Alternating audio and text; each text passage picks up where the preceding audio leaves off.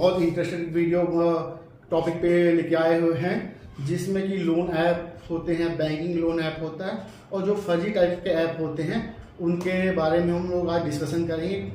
उसके detail discussion में हम लोग के साथ हैं जैन जी हैं आज, जो कि एजे फाइनेंस के ऑनर हैं। तो जैन जी, ये बताइए आप कि जो ये लोन टाइप होते हैं या फिर बैंक जो लोन प्रोवाइड करती है, एनबीएफसी, दो ही गवर्नमेंट की बॉडी हैं या फिर कुछ और बॉडियां हैं जो लोन प्रोवाइड करवाती हैं? बेसिकली देखा जाए तो दो ही गवर्नमेंट की बॉडी है जो आरबीआई से लिस्टेड होती है ना। जैसे बैंक होती है तो बैंकिंग में भी है, वो लोन प्रोवाइड भी करती है। एनबीएफसी होती है, वो नॉन बैंकिंग फाइनेंस कंपनियां होती है, यानी बैंकिंग का कोई भी काम नहीं करती, सिर्फ उनका काम होता है फाइनेंस करना। अच्छा, है ना। जैसे ऑटो लोन वगैरह सारे फाइनेंस में आजकल एनबीएफसी की पकड़ बहुत है। ठीक है। तीसरी चीज अगर आप देखेंगे तो आपकी जो सोसाइटी वगैरह जो बनती है ना, कॉर्पोरेट जो क्रेडिट कॉर्पोरेट सोसाइटी रहती है ना, पर इनको बेसिकली क्या होता है कि ये ज्यादातर ऑफलाइन काम करती है।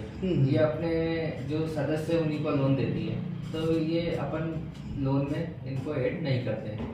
बेसिकली दो ही होते हैं, बैंक और एनबीएफसी। मतलब गवर्नमेंट से अथॉराइज्ड बैंक और एनबीएफसी और क्रेडिट सोसाइटी वाले हैं। सोसाइटी आरबीआई से रजिस्टर्ड नहीं होती ना, डायरेक्ट नहीं होती। हाँ, मतलब स्टेट बॉडी से रजिस्टर्ड होती है। ओके। और जैसे कि मैं रिसर्च कर रहा था तो उसमें बहुत सारे मेरे को मिले 7 डेज फर्जी लोन, 15 डेज फर्जी लोन। तो ये लोन कैसे प्रोवाइड करवाती है, इनके पास थोड़ा सा डिटेल में बताएं। आपको लोन ये ऐसे प्रोवाइड करती है, जैसे 7 डे या 15 डेज लोन जो होते हैं ये टोटली फर्जी लोन होते हैं। है ना। मतलब जो प्ले स्टोर में ऐप है वो भी फर्जी हैं। वो फर्जी होते हैं। प्ले स्टोर देखना कुछ दिन तक ऐप रहेगा, फिर प्ले स्टोर इनको डिलीट कर देता है। ओके। है ना। तो ये काम ऐसे करते हैं कि ये आपसे डेटा फिल करवाते हैं। डेटा में 2-3 चीज ही लेते हैं, आपका फोटो, आपका पैन कार्ड, है ना। दूसरी चीज आपकी गैलरी का एक्सेस ले लेते हैं, कॉल डिटेल का, कॉल डिटेल का एक्सेस ले लेते हैं, फोन गैलरी का एक्सेस ले लेते हैं, है ना। उसके बाद आपका रेफरेंस ले लेंगे, है ना। अब ये क्या वर्क कैसे करते हैं, ये क्या करते हैं, अपना पर्सनल फंड यूज करते हैं।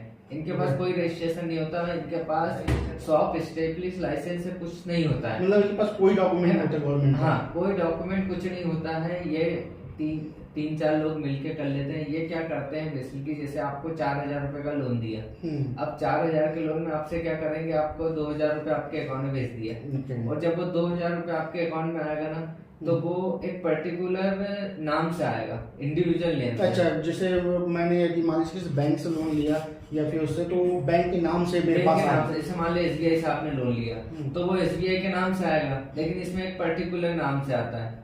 जैसे आपके नाम से आ गया। हाँ, जैसे मेरी नाम से आ गया कि आपके अकाउंट में क्रेडिट हुआ जैन के नाम से। ओके। है ना। अब क्या होता है कि अब ये फिर इनका चालू होता है रिकवरी। ओके। है ना। तो ये क्या करते हैं कि आपको 2,000 रुपए आपके अकाउंट में डाल दिया, अब 7 दिन के लिए आपको दे दिया। अब 7 दिन में इनको चाहिए 4,000 रुपए, मतलब जस्ट डबल। ठीक है। तो अब क्या करते हैं कि जस्ट डबल 4,000 रुपए इनको चाहिए। अब दूसरे दिन से ये आपको फोन कॉल करना शुरू कर देंगे। पहले नॉर्मल व्हाट्सएप पे मैसेज करेंगे आपको, ठीक है, फिर उसके बाद कॉल करेंगे, है ना। मतलब लोन ऑफ इंटरेस्ट 100% मैं बोल रहा हूँ, आपने डिटेल डाली, लोन आपको इन्होंने दे दिया। जो बैंक 17-18% देती है। हाँ। अच्छा, ये तो फर्जी ही है, इसलिए ऐसे करते हैं। फर्जी है। अच्छा, मतलब ये गवर्नमेंट पे कुछ एक्शन करती है कि नहीं करती? गवर्नमेंट ट्रेसिंग नहीं कर पाती ना। अच्छा, मतलब वही नंबर से आपको कॉल आएगा ना, वो नंबर बाहर करेगा, कोई पाकिस्तान या दूसरे अच्छा, नंबर से जो मेरे पास आएगा। हाँ, कोई ट्रेसिंग ही नहीं है, नंबर ही बाहर का है तो फिर। अच्छा, उसके बाद की चले, अब ये तो हो गई बातें, वहाँ से फर्जी तरीके से तो लोन में कोई भी ले सकता है। अब जैसे उनका हरासमेंट चालू होता है, मैं देख रहा था नेट पे, काफ़ी सारे न्यूज़ चैनल पे भी मैंने देखा कि उनके हरासमेंट वीडियो बनाते हैं, इमेज बनाते हैं और उनसे वसूली करते हैं। देखिए, इनका मेन क्राइटेरिया क्या होता है, वसूली करनी होता है। ठीक है। इन्होंने नॉर्मल कोई वेरिफिकेशन नहीं, आप अपना पैन कार्ड फर्जी तरीके से अपलोड कर दो, फोटो आपने अपना फोटो अपलोड कर दिया, किसी दूसरे के पैन कार्ड में अपने अपना फोटो लगा के आप अपलोड कर दो, मतलब कोई भी अपना पूरा डेटा डाला। हाँ, और आप एक काम करो, सिर्फ आपको अपना अकाउंट नंबर सही डालना है, मतलब क्रेडिट स्कोर भी चेक नहीं होता, कुछ नहीं। मैं बोलता ना कोई वेरिफिकेशन नहीं, ना आपका नंबर, ओटीपी देखना, ओटीपी अगर ये भेजेंगे ना आपको तो ओटीपी ऐसे नंबर से आएगा जैसे गेम वाले ओटीपी आते हैं ना, ऐसे नॉर्मल, मतलब कोई रजिस्टर्ड कुछ भी, मतलब कुछ भी कोई पर्सनल मैसेज नंबर से मैसेज कर देगा ओटीपी के लिए, बस, है ना। अब क्या होता है कि इन्होंने चलिए आप ये बताइए इसे बचा कैसे जाए। बचने का वही बता रहा हूँ मैं आपको तरीका कि बचने का इनका हरेसमेंट शुरू होता है सेकंड डे से। आज आपको लोन दिया, कल से इनका हरेसमेंट शुरू हो जाएगा कि आपने इतना लोन लिया था, आप लोन पे कर दो, है ना। तो आप अगर 7 दिन बाद करोगे आपको 4000 देना पड़ेगा, आज ही आप 3000 कर दो। अब आपका क्या रहता है कि 2000 आपने लिया है। दूसरी चीज ये, ना आपको कोई सैंक्शन लेटर देंगे, ना कोई आपको एग्रीमेंट देंगे, ना कोई डिसबर्समेंट लेटर देंगे। दूसरी चीज, अब आप जब लोन लोगे ना, जब बताएंगे भी नहीं आपको कितना रीपे करना है, वो तो जब आपने ले लिया उसके बाद ही बताएंगे। अब इसका हरेसमेंट इससे चालू होता है कि आपको कॉल किया, ठीक है, इतना पैसा डाल दो, आपने डाल दिया, ये सबसे बड़ी भूल है आपकी। अच्छा, उसके बाद क्या होता है? फिर क्या होता है मैं बताता हूँ। आपने जैसे इनका रिपेमेंट करा, 5 मिनट के अंदर दोबारा आपके अकाउंट में पेमेंट डल जाएगा लोन के नाम से। फिर आपके अकाउंट में 3000 आपने पेमेंट करा, इनको 3000 इन्होंने वापस डाले, फिर 3 के 6 मांगेंगे, फिर आपने 6 डाल दिया। अब इनसे बचा कैसे जाए, है ना, क्योंकि हरेसमेंट ये इतने हद तक करते हैं कि आदमी, कुछ लोग तो मतलब डेटा उठा के देखना, कुछ लोग तो फांसी तक लगा चुके हैं, मतलब डिप्रेशन में चले जाता आदमी। अब इनसे बचने का सबसे बढ़िया तरीका, सबसे पहला तरीका तो मैं आपको बताऊंगा कि इनके ना कॉल का ना व्हाट्सएप मैसेज का कोई आंसर ना दीजिए। दूसरी चीज, आप जैसे आप फंस गए, मान के चलो आपको लग गया कि मैं फंस गया, है ना, तो अब ये आपके फैमिली फ्रेंड में कॉल करेंगे, उन्होंने तो ऑलरेडी नंबर सब पूरा डेटा ले लिया उनने, है ना।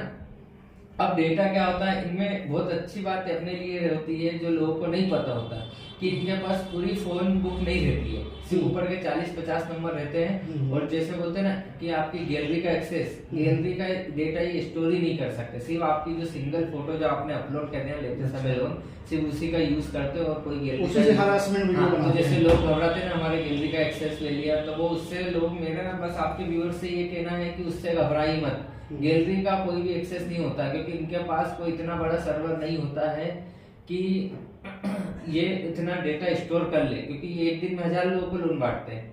अब इनको रिकवरी, अब जैसे हरेसमेंट से बचने के लिए सबसे पहली चीज तो आपको क्या करना है, इनके फोन कॉल ना व्हाट्सएप मैसेज का कोई आंसर नहीं देना, ठीक है।